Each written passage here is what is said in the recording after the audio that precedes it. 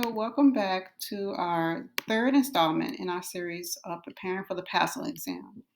The first video dealt with just talking about the nuts and bolts of the website, familiarizing us with what are the actual tasks and what's going to be required.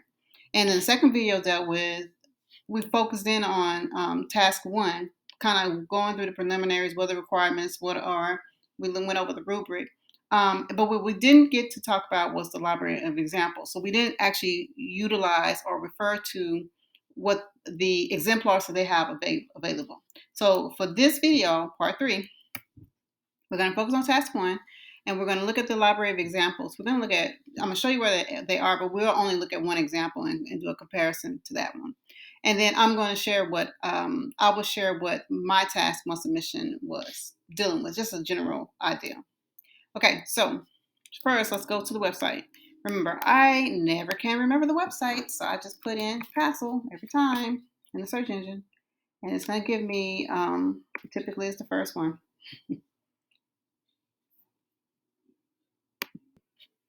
Okay, so now I'm on the PASL, the ETS website, and I can go to building and submitting your task.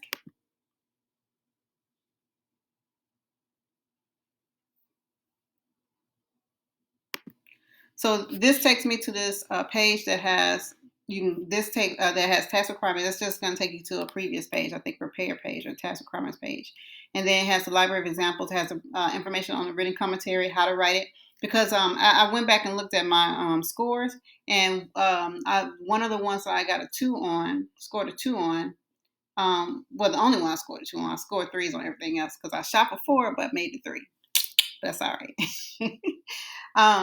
But when I read it, it said it dealt with, it was supposed to be 3 different ways that you wrote descriptive something something something, those verbs, and apparently I didn't satisfy one of the verbs. So you may want to review this. I'm not going to do a video on that because that's the English stuff I don't really care about. But you should if you are wary about your writing skills. It has artifacts information, video information, and all this kind of information, has permission forms. So I want to go to library of examples.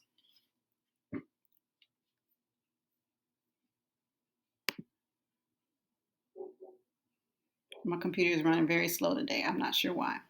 Okay, so I'm on library examples, and it has on here task 1 examples, task 2, task 3. We'll go to task 1. And for every one of those text boxes, there will be an example that they provide for you.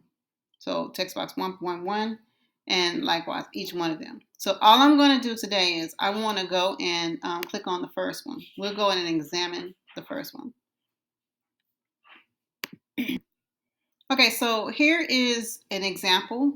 It is an exemplar that they provided. Now, when I say exemplar, I'm being a little bit lenient with that word, but it is an actual submission that they received from a student. They're going to give you, not student, I'm sorry, from whatever, submission. So what they will provide for you are 2 examples. One example would be one that met or exceeded the standards level. And then the other example they're going to provide is one that did not meet or partially met the standards. So this is not a good, this is a 1 or 2. And then this one is a 3 or 4, okay, score. So it talks about one here. It talks about the information here. It talks about your written commentaries, the student work, and other artifacts you submit, and your video recordings must all feature teaching that you did and work that you supervised. So you need to make sure that this is authentic. It is your work, that you appoint person for this particular process. Okay, so it goes in. It has just like for each one of the guiding questions, guiding prompts, it has A, B, C, and it doesn't have a D on here. But then down here it tells you refer to the task 1 rubric and ask yourself. And so this is what we're going to zero in on. In the candidate's description of identifying a problem challenge, where is there evidence of the following? This is what they're looking for. This is from the rubric, or this is like a synopsis of the rubric. The significance of the problem, significance of the problem challenge and its impact on those two things that's important: instructional practice and student learning. The collection of longitudinal data that supports the candidate's choice, and it has to support the choice of the problem. So you want to make sure that your data that you're providing is not just data that you got, but it's data that actually lends toward this particular problem that you're attempting to attack. The anticipated results once the problem challenge is addressed. So anticipated results and how the change will impact instructional practice and student learning. That's the whole thing, really. Okay, last but not least, why is the candidate's response logical and appropriate? It has to be logical and appropriate. Okay, I mean, it seems very vague, but it really will help you with regard to focusing on certain things. So what we're going to do is, so we're going to look at the prompt for A, and we're going to look at what they wrote, okay? So let's revisit what the prompt was. I'm going to try to upload, insert what the prompt was. Hold on one second.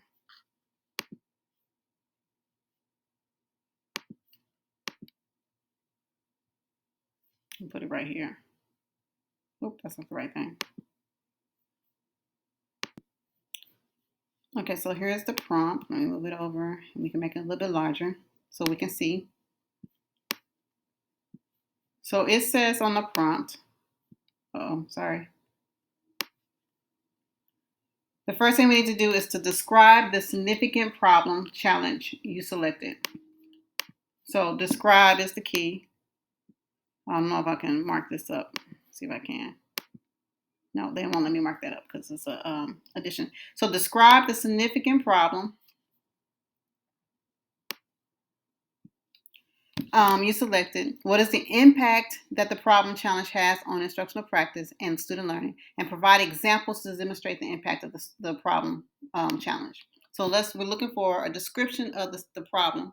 We're looking for the impact of this problem on instruction and on student learning, and we're looking for good examples that demonstrate the impact. Okay, 3 things: description, impact, and examples. Okay.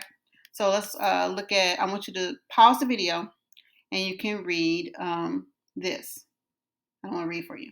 So take a few minutes and read A, just A.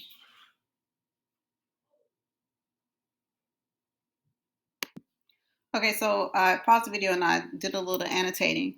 And the first thing, remember, we're looking for is a description of the problem. So the problem here, she states, or whoever states, is that they're dealing with first graders not concluding the year reading at level J.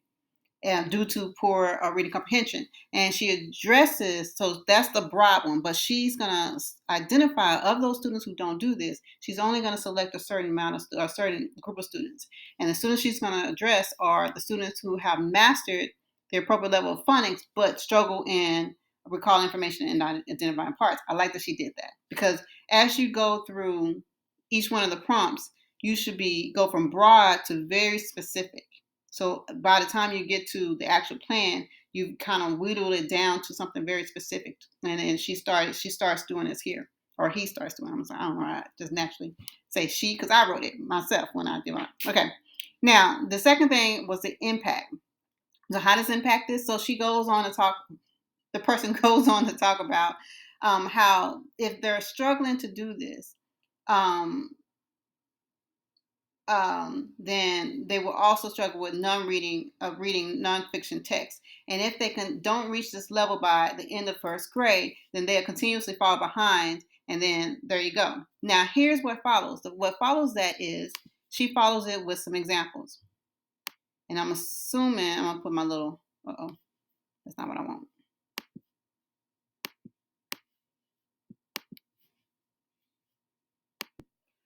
So I think what follows are the examples of how they're impacted. So it says if a student is not reading on grade level, he or she will not be able to solve. Okay, so if they're not doing that, then they would be able to solve. They would not be able to solve word problems. They would follow instructions for an experiment. They will not be able to do that. They will not be able to synthesize information in a textbook as evidence in artifact. Here's an example of them identifying an artifact. They reference the artifact here, and then now they should explain what you should see in the artifact. So this is a great example of this. So because you have one artifact that you have to submit. So she uses some kind of data source or example of an artifact. And then she says first grade students make very little gains in reading throughout the year. So that's what you should have seen in the artifact that was submitted. I think that's a little bit too vague. I think you should go a little bit and expound upon the more specifically on the artifact, but that's just my preference. And well, then I don't see the artifact, so maybe this is next sentence actually goes into that. In 2016 and 17, the percentage of students reading at grade level declined. Okay, so maybe that's in the artifact in all 3 years. So this is another example. In all 3 years, the lack is misspelled, of growth in first grade impacted. So here is a wealth of examples. Good there. She has one sentence here that has 3 examples in it, and then she has in the artifact she has at least 2 examples in the artifact. So now here's the question. Remember that she had to describe, the person had to describe the significant problem. They also had to explain the impact that it has on instructional practice and an impact on student learning. And then it has to go and give some examples. Now down here below this, it also, remember we went over this, it asks you, this is what you're looking for. Where is there evidence of the following? The significance of the problem and its impact of instructional practice. So up here, I believe that she tells you what the significance of all this highlighted stuff is, and then the impacts. It tells you how that if they don't do this, they're unable to do this, then this is how they're impacted with regard to instruction, and this is how they're impacted with regard to student learning. I think they do a decent job with that. And then it says the collection of longitudinal data and supports the candidate choice or problem challenge. I don't know if I would think if I have to see this artifact, because otherwise they only really went to one data source. They only mentioned this artifact here with regard to, because they didn't specifically say where they get this information from, this reading level J. I think hopefully it's an artifact, but if it's not, then I will make mention where that information, where you even record where students progression in this reading levels. So, but apparently this was good enough for meets and exceeds. So I don't see a collection of longitudinal data, but that's all right. The anticipated results once the problem. Okay, so I haven't. You know what? Okay, I know why. Because B deals with the data. We were only dealing with A. So A, we're just looking for the significance of the problem and its impact on instructional practice. I think they did well with this. I think they did well. So let's go down to the second one. This is the one that said that they did not meet or partially met. So take a couple of minutes, pause the video, take a couple of minutes, and read it. Just read A. Okay, so I paused it and I marked it up, and there was not much to mark up. So I'm telling you, these exemplars are kind of interesting. Okay, so let's go through it though. Let's break it down. Remember, the first thing we were looking for is them to describe the significant problem that they selected. So the description of it. So they said a significant challenge I have found is the math scores on the Missouri Assessment Program, or MAP, has declined the last 2 years in the 4th grade. They okay, and that's it. Okay, so then they say, what is the impact of that problem challenge has on instructional practice and student learning? So it's both and instructional practice and student learning. So they say the impact the problem has on instructional practice and student learning is a problem. Okay, that's not enough. That's not sufficient. But then they go on to mention students are taking needed time for review of content. Therefore, some needed content is not being taught. So as hard as the grammar is not quite there for me, but I'm assuming that remediation is students are behind, and so the teachers aren't able to catch up. That goes without saying, this is not thorough. This is not what did we say in a previous video? Extensive, and it's not significant. This information is very stilted. It's not even considered concise. It's lacking. It's lacking description. It's lacking detail.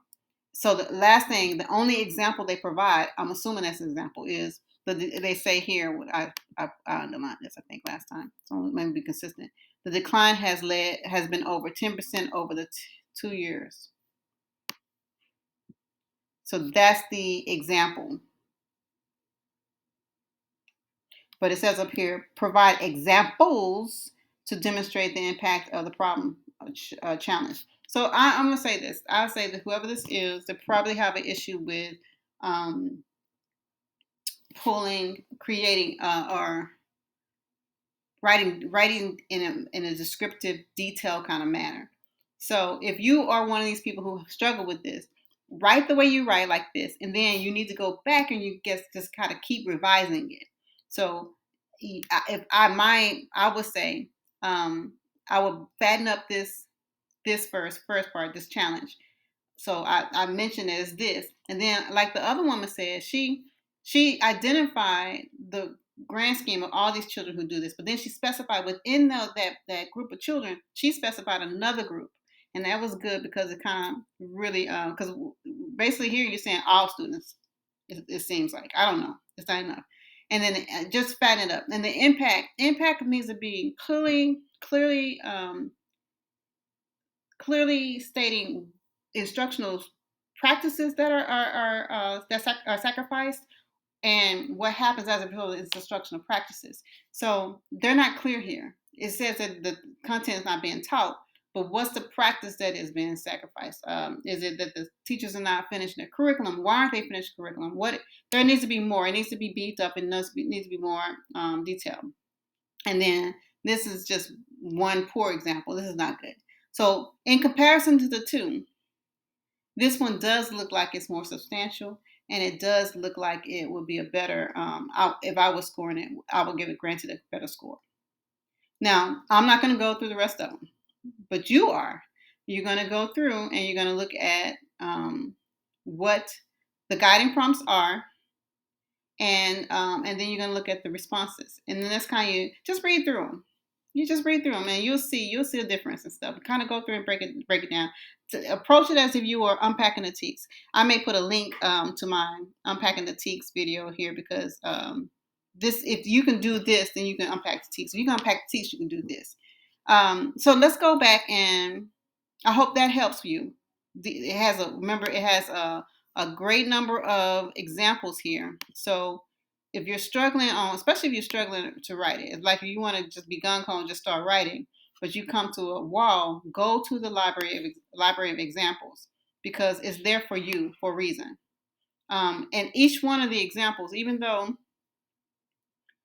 we're on I don't know why my computer is acting up, but even though we're on task 1, each one of the text boxes right here is going to be a different person's submission. So I didn't find any submissions that seem to be from the same person. So that's a good thing. So you can see the different types of writings, and you can see how well people write, and how well the submissions are written. And that helped, like I said, that helped me, because I write pretty well. I don't like I'm not an English person, so I don't like writing per se, but I write very well. I just do. So it may help you with that. Okay, so last but not least, what I want to go over what I did. So I told you before that my problem one was task 1 submission dealt with creating a campus-wide math intervention plan that was conducted during the advisory time. And the aim of that intervention plan was to mitigate learning loss specifically for math because of COVID. So I essentially identified the problem. I addressed the problem needs to address how to minimize extensive academic gaps due to the pandemic. It was to create a means of checking for understanding in order to provide differentiated feedback. So each student is different, and what they know and don't know is very vastly different nowadays because of COVID. Some people checked in sometimes, some people didn't during this time frame when they were online and stuff. So there has to be some type of differentiated instruction that's providing direct feedback to students and supporting their needs. I wanted it to be outside of the classroom versus inside the classroom. Um, and then that yeah, that's it. So that was what and so all that first portion of step one, I dealt with that. And then some more stuff because they asked you about data and stuff. So I didn't put that here, but I dealt with that. So step two was researching and developing a plan. So I use multiple sources of data. I'm a data person though, so I pulled all kinds of data from different locations, not just the EOC and the STAR exam scores, not just common assessments and stuff, but I did MAP scores or NWEA scores. I pulled these were ninth graders, current ninth graders. So I pulled their eighth grade star scores. I pulled attendance rates. I pulled all kinds of stuff because I noticed a number of things. I noticed that only during COVID, the students didn't have to take the test; they could wait to take it at a later date. So then I noticed the attendance of the test. So not only were the scoring was low, but the amount of students who participated in the test was low. So I looked at a number of factors and I developed a plan from that. Implementing a plan. The implementation of the plan was vast because it was a campus wide. This wasn't just it wasn't just departmental, and it wasn't just in one classroom. It was campus wide. So I had to make sure that we had a platform that everybody had access to. So I used Imagine Math in this case. I had to do. It was supposed to be held during intervention time. I did not want I did not want to take away any more instructional time from teachers because they keep everything that needs to be rolled out. They roll it out during the instructional time. So why didn't I get to all the curriculum? Because you keep taking my time. So I didn't want that to be an excuse for anybody or to be a problem for anyone. It had to be rolled out at a certain time frame. It was at the start of the month. Um, was supposed to be before one of the retests, but stuff didn't happen the way I wanted it to be. But we had a certain date, target date that had to be that we were trying to meet. I had to train the math teachers. Ideally, I would have trained everybody, but I was able to train the math teachers at least because they would have some kind of some work to be done after with regard to this. I had to we had to come up with a system to grade the effectiveness of the plan. It was laid out. It wasn't done very well, but we did have a system where it would be assessed every 3 weeks following each district assessment and stuff. And then last but not least, reflection. Oh, so many things. So many things I would do differently. When you're rolling out something campus wide and it's not necessarily embraced by all, then and even if it is embraced by all, you're always going to have you're going to have obstacles. So some of the things I mentioned when in my reflection was I would start early in the school year. It was crazy that we started the second semester versus the first semester. All those kids who were taking the retesting for EOCs, they didn't have this resource because we didn't start into the second semester. I would like to start it at the beginning of the year after the BOYs, the beginning of the year MAP test. I would utilize the Imagine Math a little bit better than we did. It was not done as smoothly as I would have liked. And I would make sure that the teachers utilized it. We trained the teachers, the math teachers, for a reason because we wanted them to use the data with regard to their instruction, but it wasn't really done. So I will be more intentional in trainings and setting expectations and checkpoints where teachers can utilize the system a little bit better. And then I will continue to monitor the effectiveness of the plan by reviewing district administered assessment. So this is my task number one in a nutshell. It was way more questions than this, but these are kind of like the key bullets that I covered. And I think I did well on this one. I did well on this one. I got 3s on all of it. Remember, 3s is passing. It's not the best, but I shot for a 4. I made a 3 instead, and I passed it. So I hope that helps. We doing that little deep dive into an example and sharing with you what I submitted. Don't copy my stuff. make sure you have your own authentic task. But let me know if this helps you out. If you have any questions about your project that you're doing, just put it in the comments and I'll try to respond back to you. Thank you. Thanks so much. I hope this helps.